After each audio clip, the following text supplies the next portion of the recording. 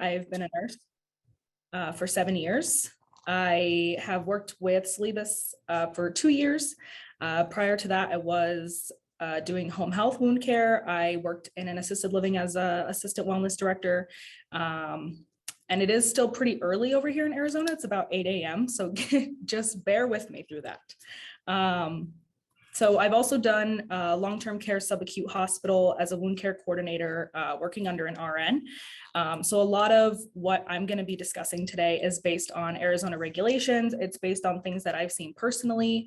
But if you have questions, if you have experiences that you'd like to share or things that you've witnessed in your own communities that you would like to review or ask questions about, by all means, go for it.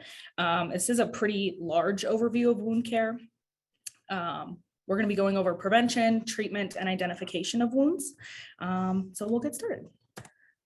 So learning objectives that we're going to be going over today, prevention, so wound care prevention techniques. Easier to prevent a wound than it is to fix it after it happens.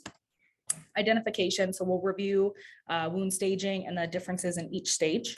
And then treatment, so reviewing available treatment options, their purpose, some medications that are used commonly in wound care.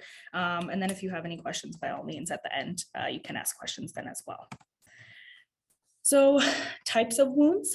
And I just want to start off by saying, again, we're reviewing things per the Arizona state regulations. In Arizona, Article R9-10-814 states that assisted living facilities cannot accept or retain a resident who has over a stage 3 or 4 wound. Every regulation has loopholes, but I would always recommend checking with your state's regulations and your community policy before accepting any patients who need any kind of wound care or wound monitoring. So types of wounds. Arterial wounds caused by peripheral artery disease. This is caused by a lack of blood flow to the legs or feet, causes wounds to form because the blood flow is impaired. Pressure injuries, this is probably the most often one you're going to see in assisted livings. It often occurs in bedridden patients, those who can't move on their own. It can also occur under applied medical equipment. So if they were in the hospital for an extended period of time, if they have any kind of splint, maybe a boot, something like that, you're going to want to check under those things as well. Diabetics, another one you can see in assisted living, because I would say a lot of our patients are probably struggling with this. Diabetes causes sensation changes in the feet, similar to peripheral neuropathy, can cause them to lose feeling in the feet or in the legs. They don't notice if they've cut themselves, if they've stepped on something. They now have a cut. Maybe they have ill-fitting footwear and it's rubbing against their feet. So they now have an open wound, which can get infected and cause a larger wound to form. Venous wounds caused by chronic venous disease. I have seen this in assisted living as well. It's commonly caused by problems with circulation. So the body is unable to pump fluids back up through the system, away from the legs, which causes swelling in the peripheral extremities. And then what happens is they get fluid blisters. Those blisters open, they leak, they pop, and then you now have an open area on the leg. Also can be caused, a lot of our patients, I would say, are sitting 90% of their day. They're sitting in a wheelchair, they're sitting in a recliner. My patient who had this slept on the side of his bed with his legs down. So it could be any part of their day that's causing these issues. So making sure that you're also paying attention to those things and initiating changes in care if need be. From a long-term care news article that was published in 2020, about 8.1 million Americans require some form of long-term wound care. Up to 36% of home health patients, 35% of hospice patients, 35% of skilled patients, and 27% of long-term acute care patients suffered from some form of an untreated wound in 2020. So just a couple facts and figures that we'll go over. If a wound is unhealed for greater than 4 weeks, it is considered chronic. It's estimated that about 8.2 million seniors, 15% of Medicare beneficiaries suffer with some kind of chronic wound. That rate is expected to grow at 2% for the next decade. In the United States, chronic ulcers are estimated to cost the healthcare system about $28 billion for a primary wound care diagnosis, up to $31.7 billion if it's a secondary diagnosis. Some risk factors that affect wound healing: age, Obviously, a large population of the people that we're serving are elderly. Things slow down as you get older, which causes diminished wound healing. Immune status, if they're dealing with things like cancer, maybe they have, again, peripheral artery disease, vascular disease, all of those things are going to cause issues with their wound healing. Malnutrition. Again, things are slowing down. Our residents don't feel hungry as often, so they don't eat as many meals a day as we normally do. And the nutrient portion we will go over as well, but that also causes issues with wound healing. Of course, infection, poor oxygenation, poor blood flow, smoking, any kind of disease or comorbidities. Diabetes is a big one, hypertension, anything that's going to cause issues with any kind of blood flow, oxygenation of the blood, and the wound healing in general is probably going to affect someone in this population. And then chemotherapy and radiation. Big risk for infection in that one. Prevention. So we'll review nutrition, home health, PT, OT nursing, and then skin integrity as well. So nutrition wise, excess calories. So this is a big one, right? People who are in the process of trying to heal wounds need all of the calories that they can get. And of course, the best nutrients that you're going to get comes from food. It's the best source for healing wounds. Experts determined you need about 13.6 calories per pound per day necessary to heal a wound. So a 150-pound person would need a little bit more than 2,000 calories a day to aid in wound healing. Protein, the most essential nutrient for wound healing. You need about 102 grams per protein per day for a 150-pound person. I think when I did the math, it was about 0.36 grams per pound per day. Fluids, of course, in Arizona, it gets very hot. So making sure that your residents are always hydrated, that's going to aid in blood flow, which is going to aid in wound healing. Zinc, something you're going to see in a lot of the barrier creams that you use, a lot of the preventive techniques that you're going to use in assisted living. Zinc is a big one. And then vitamins A, C, and E all help with wound healing as well. Supplements can be recommended by a provider if malnutrition is a concern. So of course, oral supplements like zinc, like the vitamins would be great. Things like protein powders, Ensure liquid drinks, those would also be helpful in this situation. Diabetics should try to control or regulate blood sugars to avoid spikes and drops. Diabetes, when it's uncontrolled, any kind of consistent high or low blood sugar levels can cause damage to the nerves, to the blood vessels, vital organs, which is going to result in decreased blood flow, which is going to result in diminished wound healing. So range of motion, just some things to touch on here. So ensuring that residents are turned or repositioned every 2 hours, especially if they have trouble doing that themselves. If they're not able to turn themselves in bed, to get up and down as they need, that's necessary. We want to make sure that we're doing that for them. We're providing that service for them.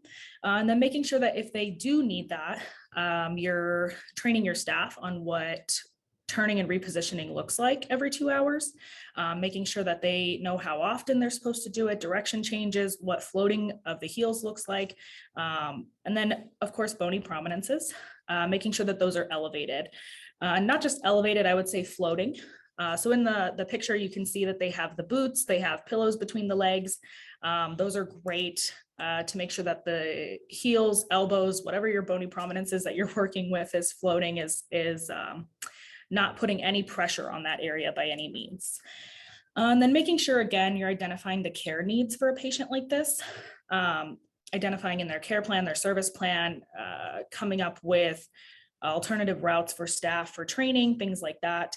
And all of the things in this picture are great to aid in not only range of motion, but also floating of the heels and making sure those bony prominences are protected. So of course, the boots, the pillows, contracture braces are really great. If you don't have access to these things, or maybe you haven't needed to initiate care like this for a patient, a rolled up towel is great as a contracture in a hand, as well as just a couple of pillows underneath the heels, or even a really large blanket. If you're like, I just don't have that, that also works. Whatever you can do to make sure that your resident isn't having increased pressure on a lot of these areas, by all means. So bony prominences, you can see in this picture here, goes over quite a few of the big ones. Heels and toes, obviously that's the number one in assisted living. I would say that we're all looking at all the time. Sacrum, hips, coccyx, another big one because they're sitting, they're laying down a big majority of their day. Elbows and shoulders. If you have a resident who's sitting in a recliner, maybe they like to sit on their couch most of the day, those elbows are going to be down, pressed up against that recliner, that chair, whatever it is. So making sure that you're also touching on those things. And then the shoulders, because maybe they're sitting back in their wheelchair, it's going to rub against the pieces on that chair, and you want to make sure that you're identifying those things as well. Breasts and ribs, especially in women and your residents who are women, those are big ones to look at just because they maybe aren't able to clean themselves as well. That's something you want to pay attention to. And then when they're sleeping, just depending on how comfortable they need to be when they're sleeping, those things can rub against and add pressure to that as well. And then cheeks and ears. This is one that I don't think people think about as often, because I think it just kind of, in the grand scheme of your day and the millions of things that you have to do every day, this is not always one that you're thinking about. But making sure that if they're on oxygen, you're checking the oxygen tubing here behind the ears, especially if they're wearing it all day, every day, and it's not an as needed thing. I would make sure that you're checking those things at least every couple of days to ensure that there's no pressure there as well. And then that link at the bottom, it's a pressure ulcer staging card, but it also has a picture of this bony prominence photo on it as well, which I think could be helpful if you're trying to do a training for staff on turning, repositioning, things like that. So that's available as well. So home health. Home health can provide extra support in preventing and treating wounds. Great extra set of eyes for you when you're working in your community. Physical and occupational therapy works great in working with clients on strength and mobility training. Most home healths also offer nursing services as well. PT, OT can make recommendations or improvements that need to be made to DME equipment, durable medical equipment, which is anything in that picture above, including footwear, braces, of course, boots and things like that for those residents who need those things. Also hospital beds, DME equipment. They also assist in range of motion exercises, turning in bed, transferring from the bed to the wheelchair, helping your residents gain some of that independence back, and making it accessible for them to also avoid pressure ulcers as well. Because if they can move on their own, they're going to be less likely to get a pressure ulcer. Nursing, also a great resource when dealing with home health. They can come in, assist with wound care, put extra eyes on that wound, recommend wound care prevention. Again, easier to prevent a wound than it is to fix it after it happens. So just identifying those things and making sure that you're getting people on board before something happens. A lot easier to work with someone, have someone be in your building if you're working well with them and you all work interdependently to take care of your residents. So skin integrity, making sure toileting and pericare is done every 2 hours. That after pericare is done, the skin is clean, dry, and intact. And then showers twice weekly to help keep skin clean, making sure that it stays intact. Studies show that elderly patients who shower more than twice a week tend to have drier, more frail skin, which can increase opportunities for skin tears. Skin tear, of course, opens up opportunity for infection, which can open up opportunity for larger wounds. Making sure that the skin is staying really moisturized. So especially out here in Arizona, things are very, very hot, especially right now. It's already started to get too hot for me. So making sure that you're using body washes and lotions and things like that after the shower to keep the skin soft. And then completing and documenting skin evaluations. This is a really big one in assisted living, especially.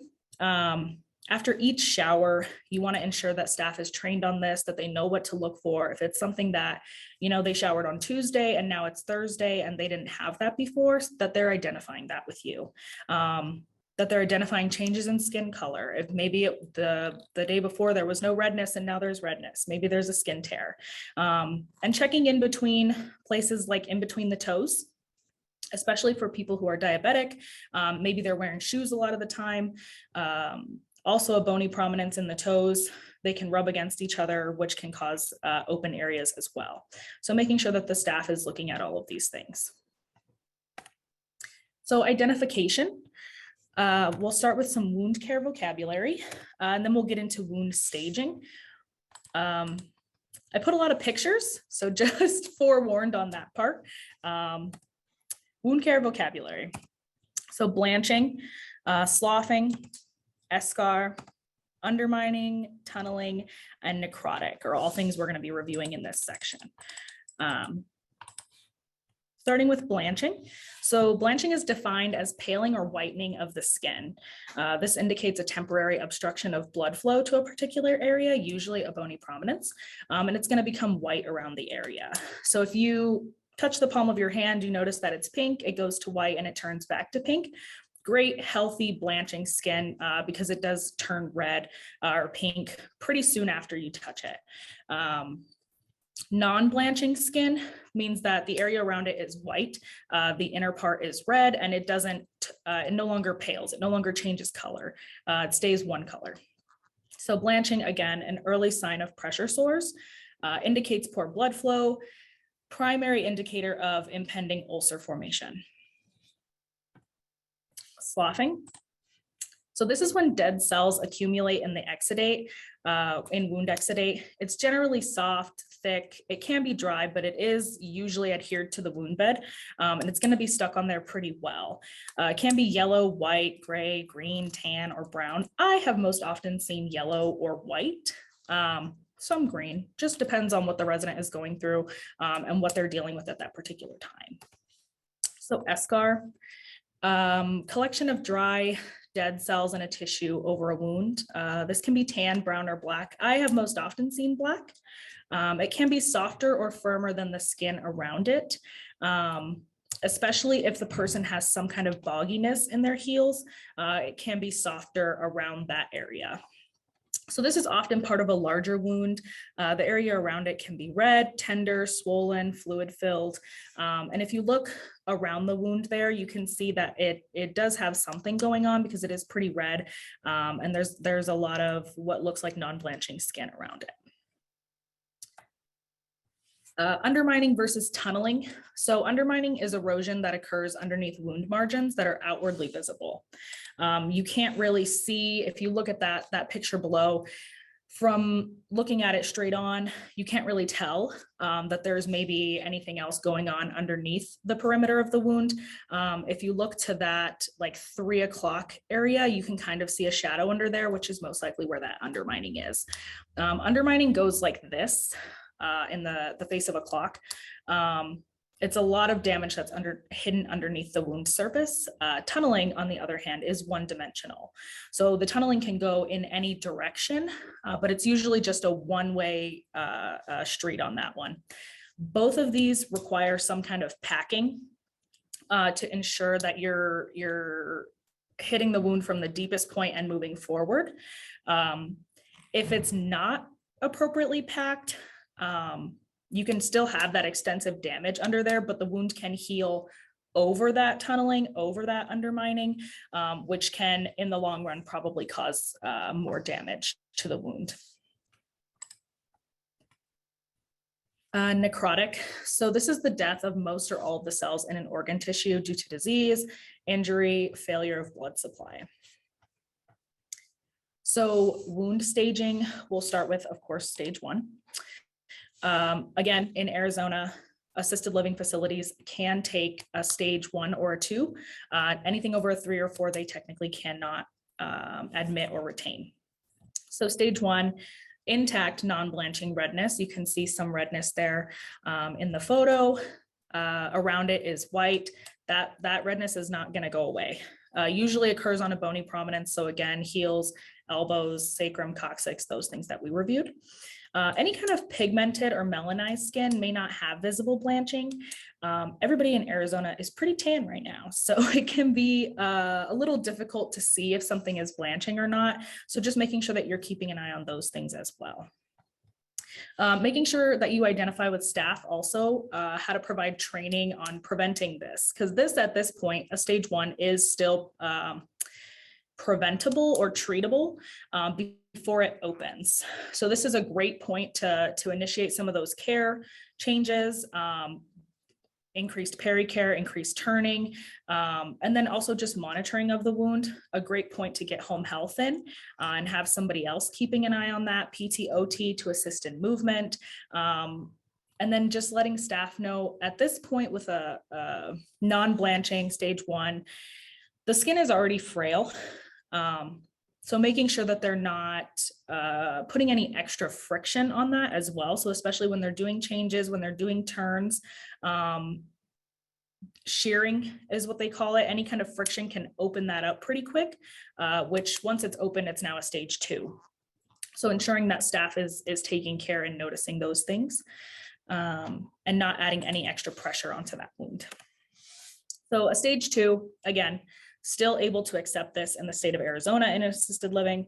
It's shallow, it's an open ulcer, red or pink wound bed, usually no sloughing, can be open or ruptured fluid-filled blisters. So again, like the venous disease that we discussed, that can also be something that occurs here. Stage 3. So at this point, you have a resident who comes in, they're like, hey, I want to move in, I have a stage 3. In the state of Arizona, you cannot take this person. Defined by full tissue loss with visible subcutaneous fat. There's no visible bone, muscle, tendon. There's usually some sloughing, probably less than what's in this picture, but it's usually present and it does not obscure visibility of the wound. So there may be a little bit, but anything that obscures visibility, a little bit more going on there. Can contain undermining or tunneling. It doesn't always have to. It can be just up to that sub-Q fat. Stage 4. So this is the big guy. Full tissue loss.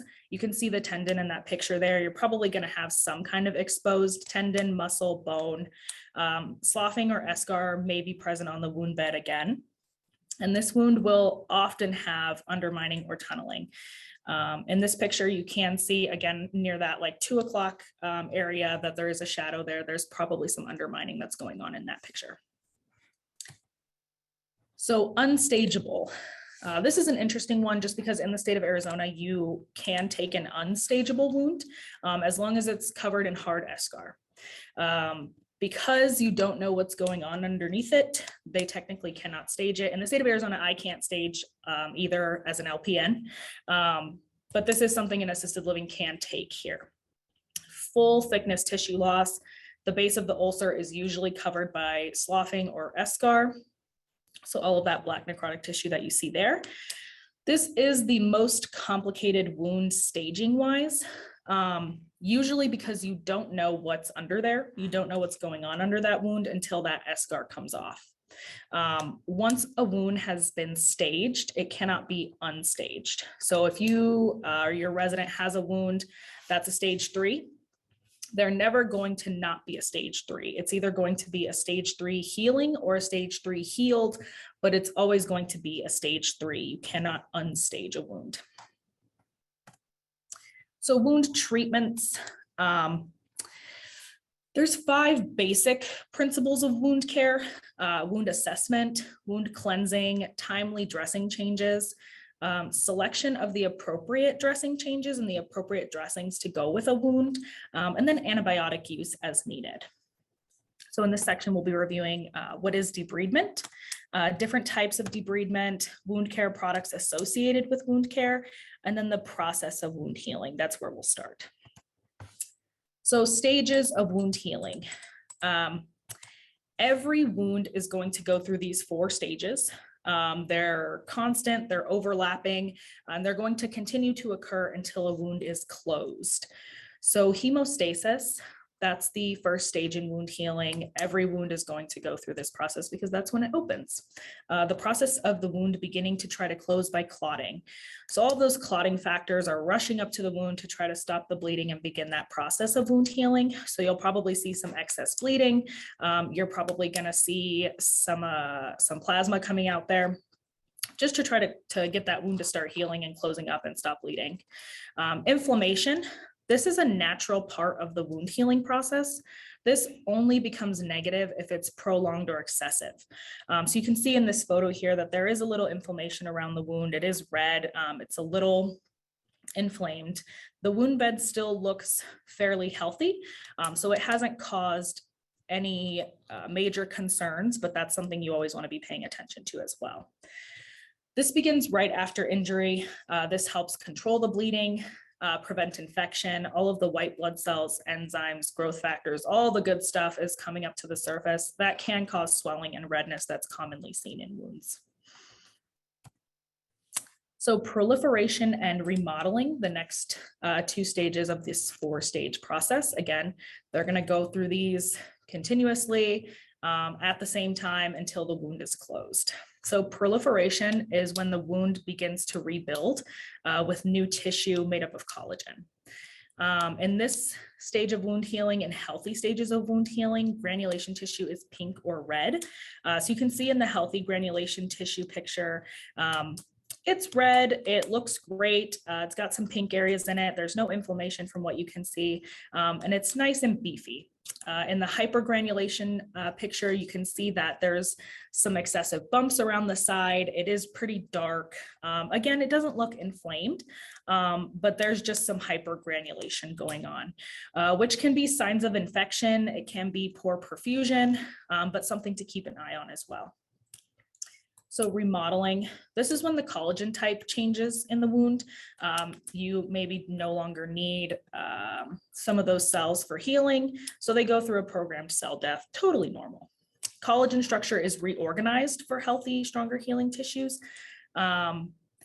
You have about 80% of the strength that you had previously with any new collagen tissue or scar tissue that's formed in a wound.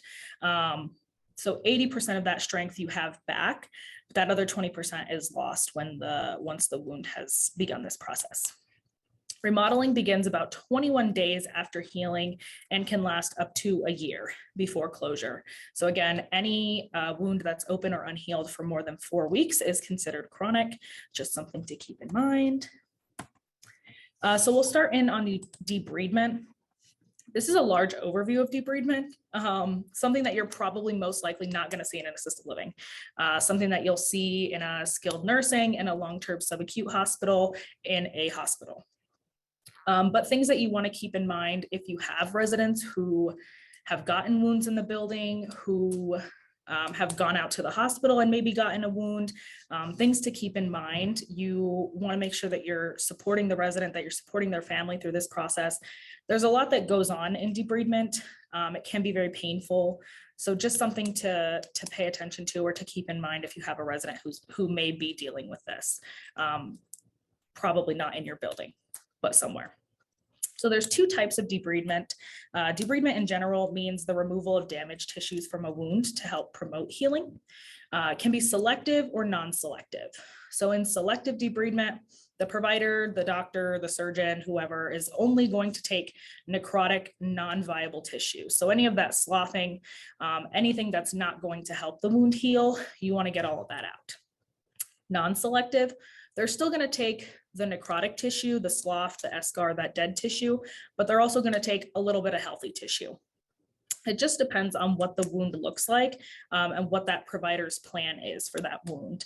Again, non-selective debridement is going to cause some bleeding in the wound, which a little bit, not awful. Blood is always great for a wound. It increases wound healing.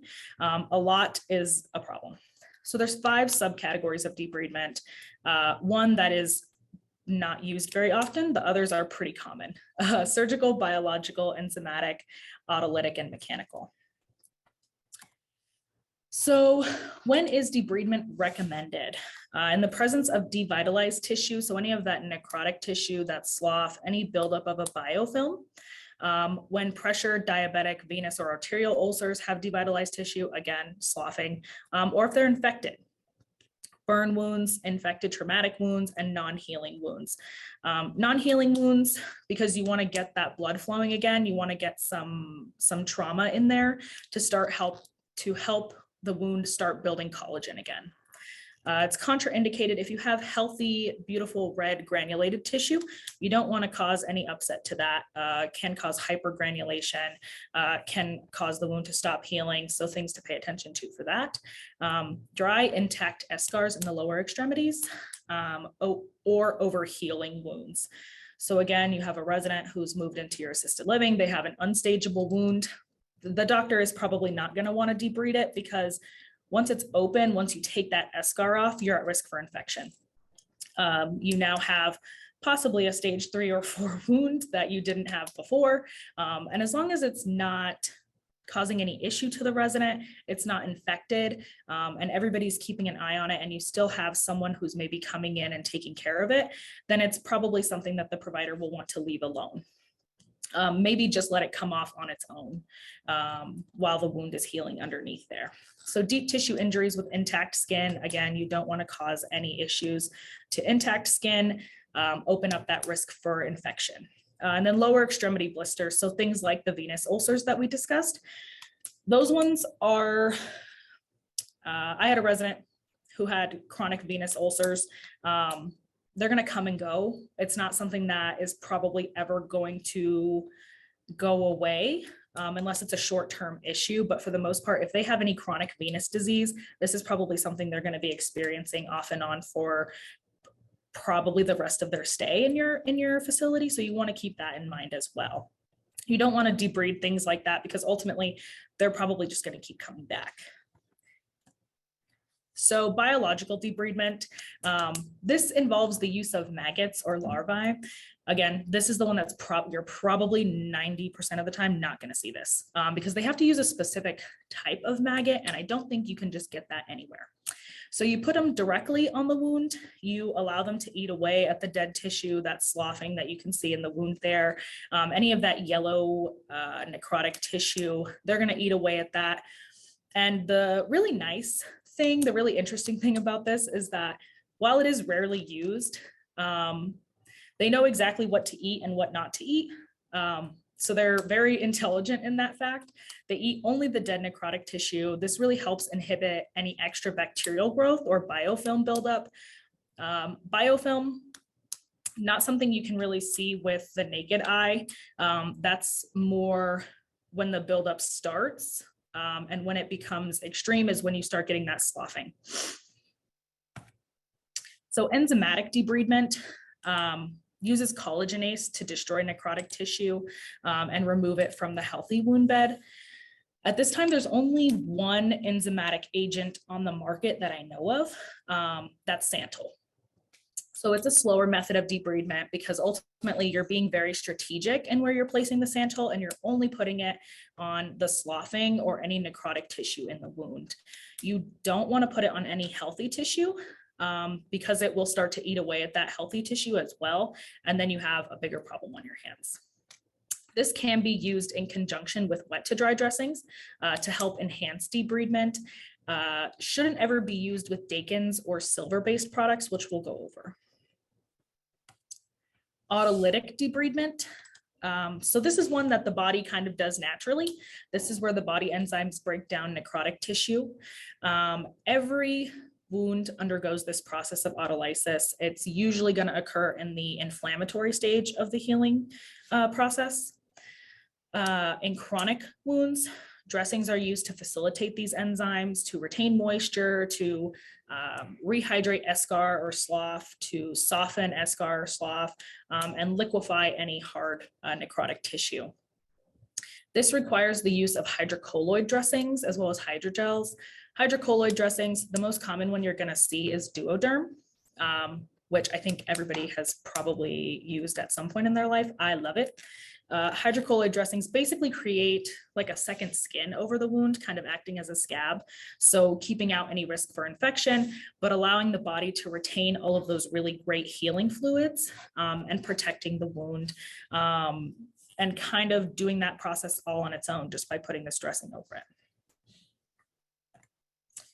Surgical debridement, again, one that you're not going to see in an assisted living, but one that if residents are to go to skilled or go to a hospital or be direct admitted to somewhere for wound care, this could be a possibility for them wherever they're This is where a surgeon is going to go in. They're going to remove any chronic tissue, any bleeding tissue from the wound bed, usually with a sharp instrument, probably a scalpel. Again, this process can be selective, where the provider removes only dead hanging tissue, but they don't cut into any of that red bleeding tissue, which looks like what's going on in this photo. You can see they're kind of only focused on that area that has the yellowing, that has the slough. Can also be non-selective, again, where the provider removes all the dead tissue down to the base of the wound, into the wound perimeter. Most likely going to be done non-selective processes on wounds that have remained unhealing for an extended period of time. They've maybe hit a plateau in their healing process. So this non-selective surgical debridement is great to get the collagen started again and get all of those processes going in the wound again. So mechanical debridement, I didn't finish my coffee this morning, guys, sorry. Where the wound is dressed with a wet to dry dressing, it's allowed to dry, is manually removed from the wound bed, resulting in debridement. We have probably all done this, seen this, heard about it. Wet to dry dressings are the most common form of debridement. They have been used for decades. The only contraindication with this one is that it can cause injury to healthy tissue. And that's because you're not being strategic with a wet to dry dressing on where you're putting the wet to dry. You can, just depending on what setting you're doing this in. But most commonly, you're gonna cover that gauze in some normal saline. You're gonna make sure it's damp. You're gonna put it over the wound. You're gonna put another dry dressing over it. You're gonna wrap it up. You're gonna tape it up, whatever the provider calls for. And then once it's dry, once it needs to be changed, you're kind of just going to take it off. So you're taking off while you're getting some of that sloughing out. You can also be causing a little bit of injury to the good granulation tissue, which can cause hypergranulation. So getting into wound treatment, of course, antibiotics are a really big one. Wounds are not going to heal if they're infected. You probably cannot heal a wound if it's infected. Wound infection can cause sepsis, can be deadly to the patient. So you want to make sure that you're always keeping an eye out for any signs of infection. So again, if the wound is draining more than normal, if maybe it has an odd smell, if the color of the drainage has changed, if there's pain associated with it, if there's any noticeable extreme inflammation that you hadn't noticed prior, any changes to a wound, you want to make sure that you're identifying those things with the partners who are helping you in your building, whether that's a skin tear, a venous ulcer, or a full-on pressure sore. Antibiotics, oral, IV, they can also be topical and applied to the perimeter of the wound bed. They can be put on the slough. I have seen oral antibiotics just crushed and put directly onto a wound. Helps in absorption. You're getting the antibiotic directly onto that blood flow. And the wound looked really good, but I haven't seen that done very frequently. So getting into some alternative wound therapies, negative pressure wound therapy or wound vac therapy. This is primarily what I did when I worked in a long-term subacute hospital. A lot of our patients were wound vac patients. Maybe they had surgical wounds that needed a wound vac, pressure wounds that needed a wound vac. It just depended on what the wound is. So this is when the wound is covered in a clear airtight adhesive.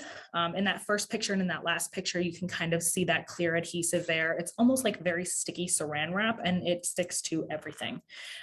It's connected to a pump and a thin tube. You can see that there in the third picture that sucks out fluid and creates a negative pressure space across the surface of the wound.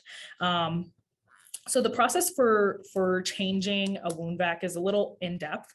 You put that clear adhesive over the entirety of the wound, covering even the healthy skin around it, because you don't want that wound vac to be sucking on that healthy tissue, which can cause a larger wound and the breakdown of healthy tissue around the wound.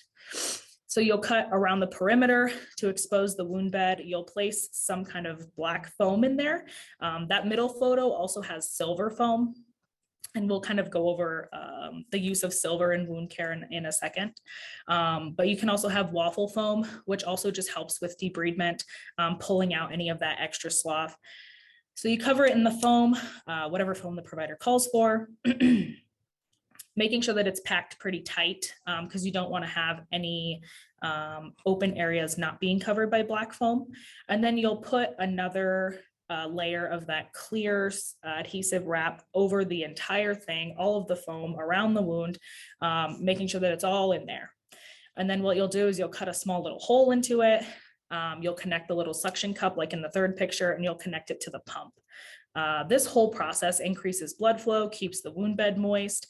From what I've seen, usually changed about 3 times a week. And the vac itself has different levels of suction. So that's also something that the provider would recommend. In the state of Arizona, in the regs, nothing states that you can't have a wound vac in your building, but it does require some kind of 24-hour licensed staff to be available because depending on where the wound vac is, it can come off, especially if it's on like a sacral area, someplace where they're getting up and down a lot, if they're moving around a lot, big risk for it to come undone, which is going to hinder the wound healing because ultimately you want it to have that continuous suction. If the wound vac is not performing the suction for an extended period of time, it has to be taken off and redone. And it really just depends on your facility's protocol also, but just something to keep in mind. So ultramist therapy, this is kind of a newer therapy. This is something that I did as a part of almost like a home health service.